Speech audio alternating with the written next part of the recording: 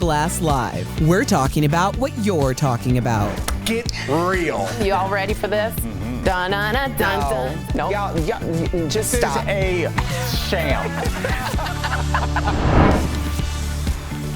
Welcome to DBL. I'm Sam in for Jeff today. So does that mean I have to do rants and things like that? Something pretty Jeff right now.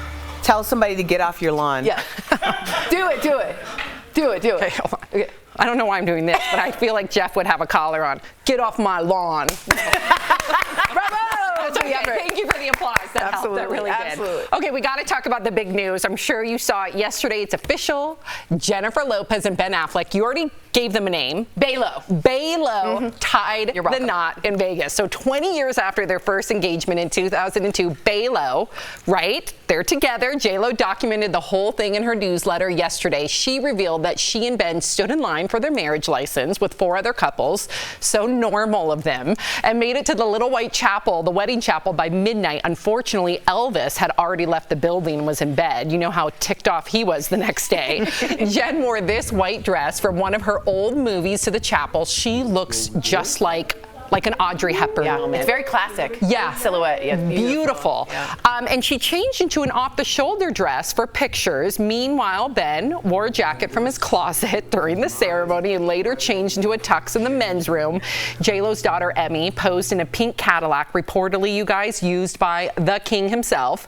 J-Lo shared this photo from bed with her wedding ring on display. I know. Jen also revealed she is taking her husband's last name, legally at least. So there we go, Jennifer Affleck. And we know there's already been one, but... Right. That was funny. Explain that. I was like, I think there's been one, but no. Garner. Yes. I am very excited. I'm excited for this. I'm excited for people who have been told once, twice, a million times that there's not going to be another chance for you. The name thing is probably very important. I did not change my name legally. My first nuptials. That was the first thing I did when Anthony and I got married, and it was very much a signal to myself and to everyone around me, like this is it. You know, this is what we gonna die together. How romantic. We gonna die. Till death do us part. Yeah, Gothic area. We gonna die together. Like the Notebook? Have you arranged this? No. What did you think, Tori? Like, there's a lot of criticism online saying how many more marriages are either of them going to have? Is this going to last? What would you say to that? Love is love, man. I don't know. There's a lot. Man. No, there's something to be said about a second chance. And maybe some people said third, fourth chances. Do you know how many great stories in our art and culture were turned down over and over and over again until finally someone saw a possibility? So it's all about timing. It's about where they were in their lives, their children, his sobriety, her feeling empowered. I don't want to get mad at love. I love love. And she works really dang hard. I mean, we've seen her work ethic as a dancer, as a performer. So I really hope for them this is some closure. And it's somewhat sweet, like a high school sweetheart coming back. Full circle. I love, too, that you said love is love, because when she described the 4 people in line with her, she said there was 2 males holding hands, and then she had, in so many words, she said that same thing, love is love. So she made a point to she did this on her newsletter, which I know Jeff and Al, our co-hosts, they spitefully have her newsletter because they think it's ridiculous. But look, she shared the news only with her true fans, minus the exception of Al and Jeff. Right. But and I love that trolling haters. They're trolling haters, exactly. But I love that she highlighted, the gay couple too. Absolutely. Especially in the climate that we have today. And I should also note that they will have a big J-Lo wedding in a few weeks in Georgia at Ben's house. So fantastic. Don't think that this is it. Good. Yeah. But I think they should be sponsored by Affleck. That's the last I'll say. They'd have to be paid millions. They would. What's a better thing than Affleck and Affleck? No, that ain't going to happen, Tori. Sorry to burst your bubble. Okay, speaking of love, actor Chris Evans revealed he is, quote-unquote, laser focused on finding a partner while promoting his new film, The Gray Man. He dished on his latest obsession. You got to see this. Maybe laser focused on finding a partner, someone that you want to live. I mean, look, I love what I do, and it's great I pour all of myself into it. In terms of really trying to find something that you really pour all of yourself into, maybe it's about trying to find someone that you're looking to spend your life with.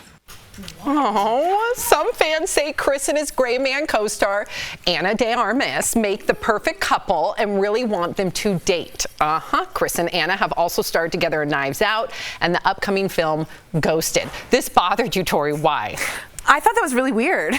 I know he's really romantic, a great guy. Everybody loves him, but he seemed to be just sort of rambling. And maybe that's because he wants love so much. But if he and Anna are together, mazel, of course. But I think every woman, including Lizzo, did y'all know Lizzo was a huge crush on Chris Evans? And they have a good Instagram interaction. What? But that just seemed to go nowhere. I was like, what's he talking about? Well, people aren't necessarily comfortable talking about something that's so personal. I mean, like, love and intimacy is a very personal thing, and maybe his inability to open up in that way in the past might have cost him opportunities. Also, you see the situation. A lot of people choose their profession, and that's their first love over intimacy.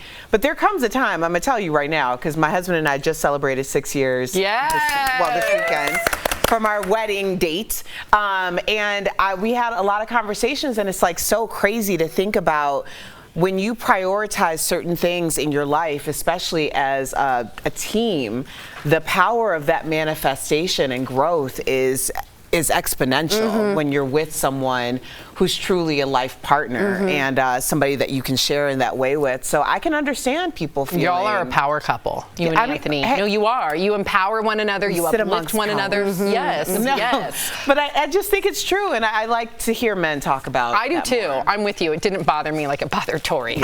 I'm the jerk. No, you're not. Okay, so Lady Gaga recently shared a very emotional video backstage getting ready for the opening night of her tour, in the first one actually in 4 years. Her last tour was in 2018. She confessed to being nervous and the meaning behind the show. Watch. It really documents like the many different stages and sides of grief and the manic energy of grief that I feel like I've experienced in my life. And I want to really thank you for sticking it out with me. People ask me all the time what Chromatica was about, and in Babylon I say battle for your life, and when I made Chromatica I was really battling for my life. Well, if you remember last year, she came forward that she was raped as a teen and that she suffered from fibromyalgia since 2017 due to the stress, the PTSD, the trauma, and this is the first time that she's not in pain anymore. Wow. So she's been able to work through that. That's what I'm getting from that somehow she put in the work, whether it's through therapy or whatnot, and she's pain-free. Wow. And that's remarkable. Gaga's a really interesting person. If you ever wanted to know more about her, I studied her as Stephanie Germanotta, which is her real name, and she would do coffee houses in New York with piano. She was classically trained at NYU. I mean, she knows how to play. But she, a lot of people didn't like her at NYU. And there was a Facebook post when she was in NYU that said, Stephanie Germanotta will never be famous. And it got a lot of people joining, and they all bullied up. How mean. Oh yeah, and her boyfriend left her at the time, and she looked at him and said, one day, you can't get a coffee without hearing Lady Gaga on the sound system. And I always thought that was a really big moment because she could break through not only her boyfriend's doubt, but that whole Facebook doubt, and to get to where she is and still be open about that doubt. She's very transparent. She's working with Biden for sexual violence awareness. I'm a big Gaga fan. I hope she comes back. I also know that the dementia of Tony Bennett really affected her. That was also a tour that she enjoyed, and she doesn't have her partner there. So I'm a huge fan of hers, huge. Does it surprise you, Erica, that she's nervous? No, I think the one thing about, and I don't know all the inner workings of Lady Gaga, but I did have the opportunity to interview her when she first came out with Just Dance. Oh, yeah. Just Dance. She was so unknown that Akon had to agree to do the interview in order for some of the bigger outlets, like the one that I was at the time, to interview Stephanie. She performed in front of 25 people at a nightclub. I was one of them. Okay, be honest. What did you think in that moment? Be honest. I've seen her in front of 25 people. I've seen her in front of 25,000 people, and she put on the same performance in front of 25 people that she did in front of 25,000. Did you know she was going to be a star in that moment? I knew something was happening. Yeah, that's so cool. I knew something was happening. She's monumental. You can feel it when you know. Yeah, it's amazing. So cool. Coming up on DBL, a new book is pulling back the curtain on George Michael's iconic and troubled life. We sat down with the author sharing his incredible story. And it's the topic, dividing the internet. Who is the real founder of Sad Girl Pop? We're talking all about it next. Closed captioning provided by Carl.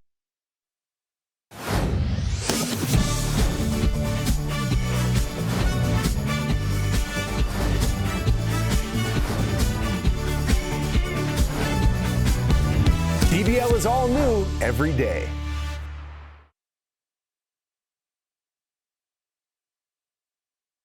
That Olivia Rodrigo, who every song she's wrote is about her boyfriend breaking up with her. Yeah, I would say Alanis is like feminist, empowering, like Definitely. Not sad. Alanis is not sad girl. She's like, you ought to know. Save it! Sorry. So we're talking about Sad Girl Pop and where it started, and people are talking about the Olivia Rodrigos and Billie Eilish, and did they create that? Sam's right to go back to Fiona Apple. Do you know who Fiona Apple is? Okay, she was in the 90s. I'm in a bathtub, everything's bad, sadness, and she was like very sort of thin in that way. Yeah, this is Fiona, no? I just wonder if that's the one. Like a cream. What about Sarah McLachlan? Yeah, and long to be boom.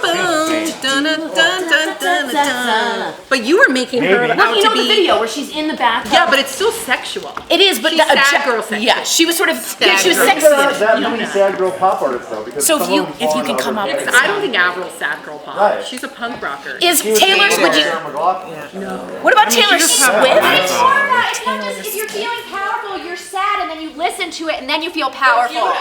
But I don't think I think it's like Avril was Olivia ever Rodrigo. sad. She's the. Because that's like saying Gwen Stefani's sad, Right. and she's Gwen's not. not sad. Right. I'm saying that's what If it's you're like sad, saying you're that. She's listening to powerful. her, and then it like pumps you up and makes you feel good. So is sad girl So pop that's is not Billie sad girl Eilish. pop. That's not sad girl No. pop. Sad That's girl. up for debate. Just maybe this. So Kelly, come sit on the panel. So Joni, I was going back to like. Okay. What about Taylor Swift? Taylor Swift is sad. Right, she's sad a lot. Sorry. She's sad now.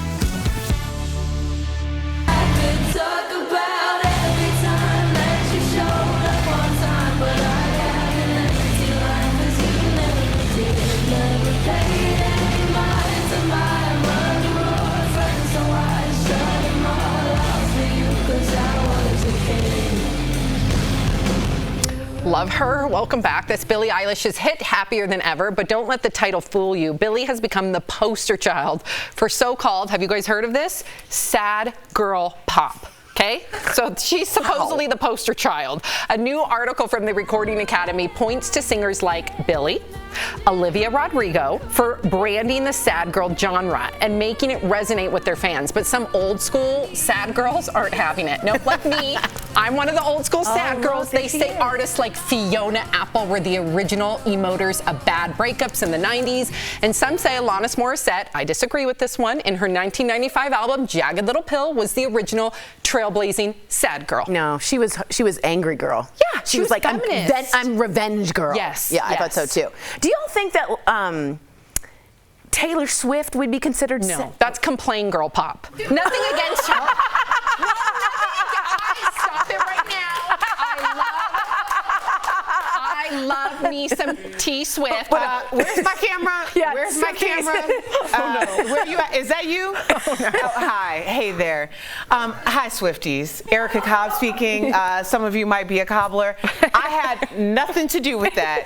You know, I don't think there's anything sad about our girl Taylor, okay? I think she is powerful pop. But I would listen to her when I was really sad. Taylor in 2006, and she was a lot of just strumming of like, my boyfriend wrote a note and dumped me, and it like really resonated with me. Is that a lyric? Yeah, she's very simple sort of back then. I don't think that's a real lyric. No, it kind of is. My boyfriend wrote a note and dumped me is a real simple. lyric. It's simple things like, I'm just sad about the boyfriend. And then who did she become a mentor to? Olivia Rodrigo. There's a reason this sad girl gets popped. I guarantee you, if you ask Billie Eilish and Olivia Rodrigo who they see as the pioneer of sad girl pop, they would both of them, I would bet not my life on it. I almost said my life on That's it. a lot. But I would bet a lot that they would say Fiona Apple. I don't disagree with you. Can we see Fiona Apple again? Do we have any Fiona that we can look at? I loved her.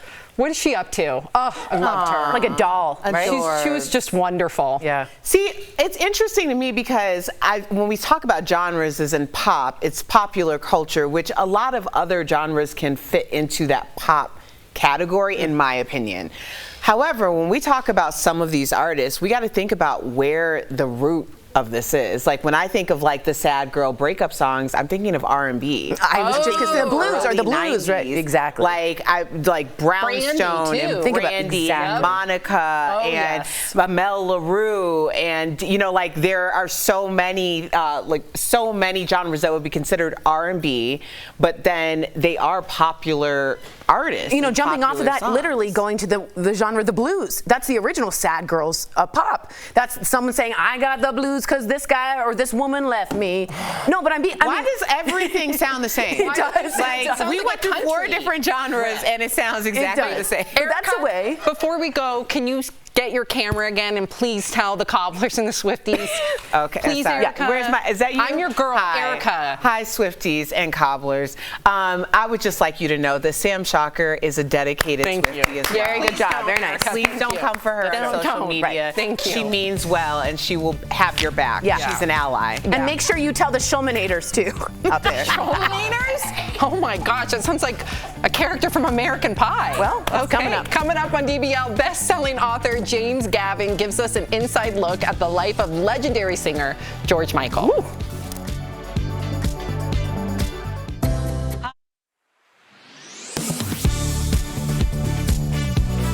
It's an exception written into some policies and laws that abortion is only acceptable in cases of danger to the life or health of the mother. So we wanted to know, does that have a generally accepted medical or legal definition? We talked to a University of Virginia law professor and an OBGYN with the American College of Obstetricians and Gynecologists, who both say no. In law and medicine, what can or should be done to protect the mother is up for interpretation. It's creating confusion. It's unclear how people are supposed to abide by these laws because they're not written in language that makes sense with the reality of how medicine is practiced. And Dr. Jennifer Villavicencio says she worries because there's no clear definition of when a pregnant patient's life needs saving. Every institution is going to look at them and risk analysis them a little bit differently, and people are going to be harmed because doctors are not able to offer the full complement of care unless somebody is on the brink of death. Professor Naomi Khan says the laws can give authority to physicians to determine when aborting a fetus is life-saving for the parent,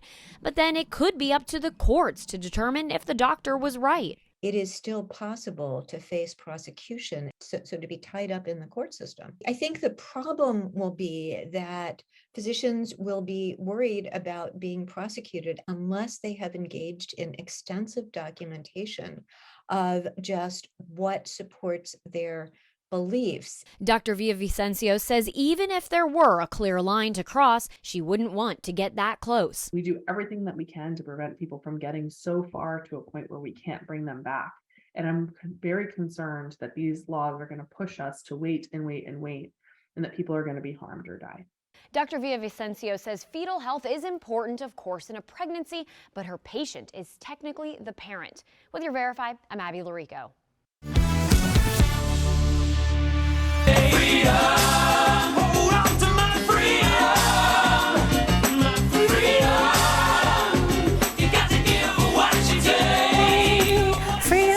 It's all those gorgeous women and then me. Welcome back to DBL. The lyrics in George Michael's music tells much of his story. And now there's a new book that's even more telling. Earlier, we spoke with James Gavin, the author of a new George Michael biography. It's fascinating. Check it out.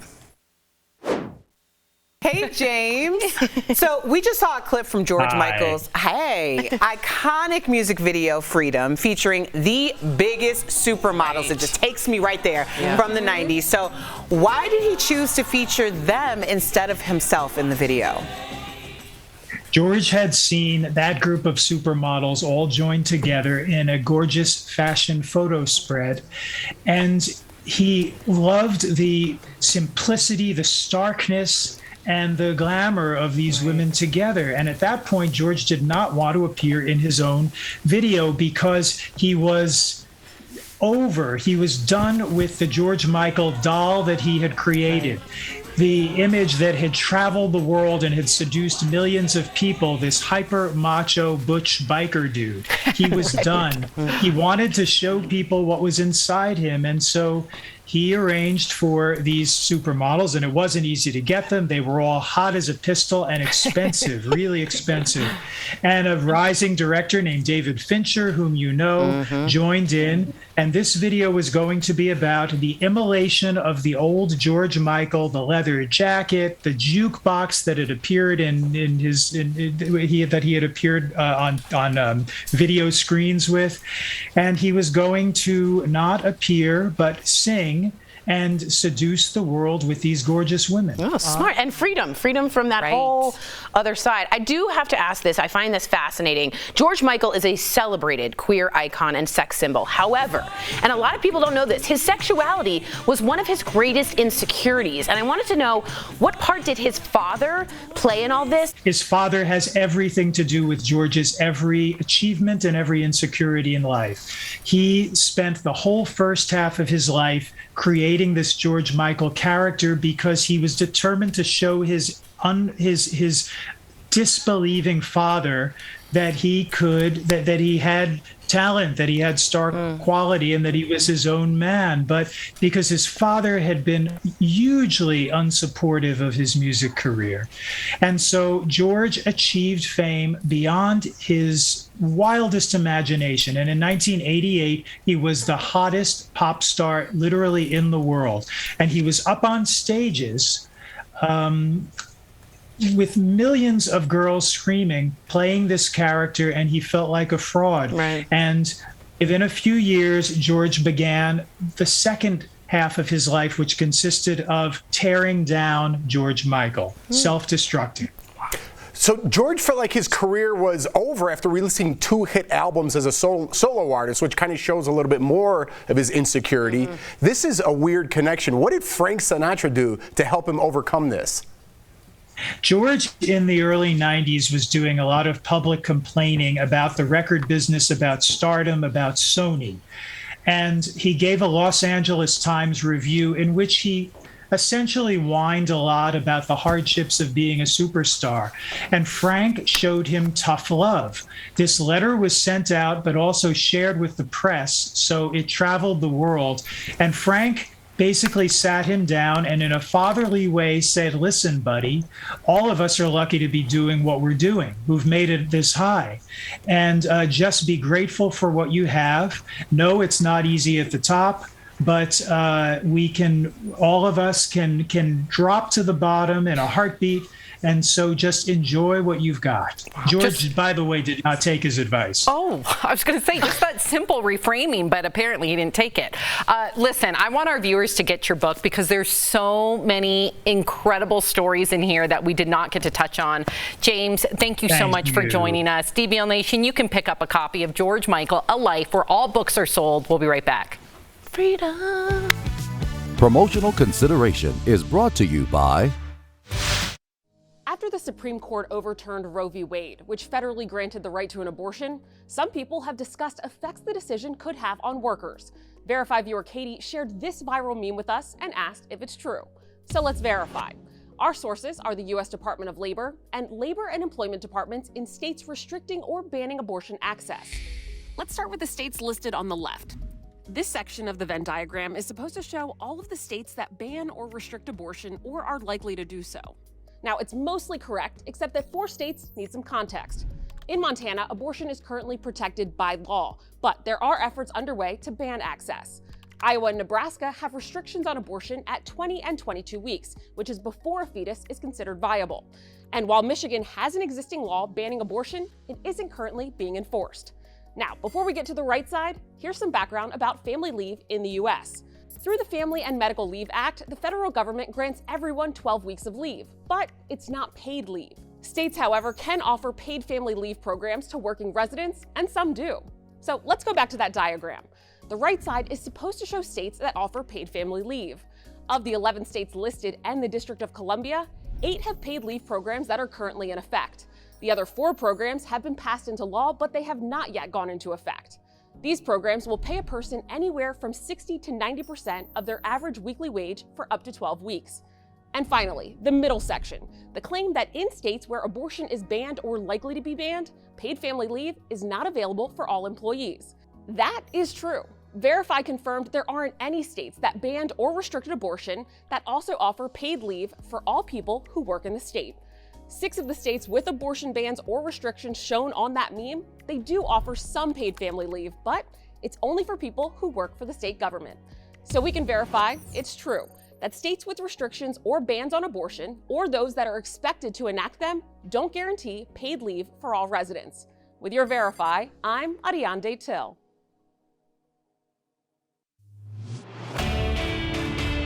Abortion is now illegal in many states, and this sets up a battle between anti-abortion states and pro-choice district attorneys and prosecutors. States like Texas looking to ban abortions, with DAs in Dallas, Austin, and San Antonio promising to turn a blind eye. So let's verify. What can the state do if local prosecutors refuse to enforce the law? It's just a big, colossal mess. We spoke with Bruce Green, a professor at Fordham University. We do have chaos on our hands. And James Tierney, who was the Attorney General in Maine for a decade in the 80s. They explain that typically, district attorneys handle criminal cases and attorneys general handle civil cases. Although in some states, AGs prosecute criminal cases as well. And our experts say that these state and local prosecutors choose not to enforce a state law all the time. Attorneys general have and district attorneys have extraordinary discretion as to what they proceed with and what they don't. Legally, they have all kinds of discretion. So they don't need to enforce the laws, and the only way to remove a state or local prosecutor is through impeachment in extreme cases or through an election. So what can the state do if a local prosecutor ignores their laws? Well, it depends on the state and county, but our experts say that there are ways to get someone else to prosecute, including the AG or a special prosecutor, although this may require changing the state constitution or state law first. With your Verify, I'm Evan Collins. This is good. Before we go, check out Canadian Prime Minister Justin Trudeau's new haircut. No!